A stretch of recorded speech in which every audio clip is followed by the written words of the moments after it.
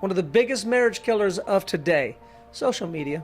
It's comparison, 100%, right? Because you get on there and you see right? You're comparing your imperfection with a moment that has been doctored up of perfection. It's not true, it's not reality, but let me point out the things in my marriage that are not right, and I'm comparing it to, sister so-and-so on there that's like, oh, my husband today wrote me a poem.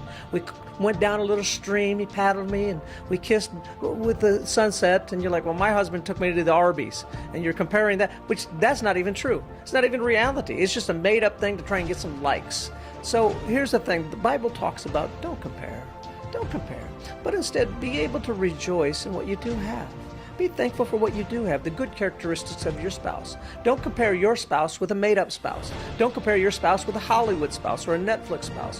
But instead, be grateful and thankful for the great characteristics that God put inside of your spouse.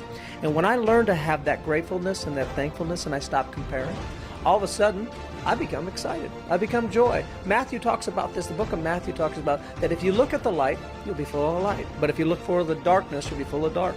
So if I look for the good in my spouse and in my marriage is pretty awesome.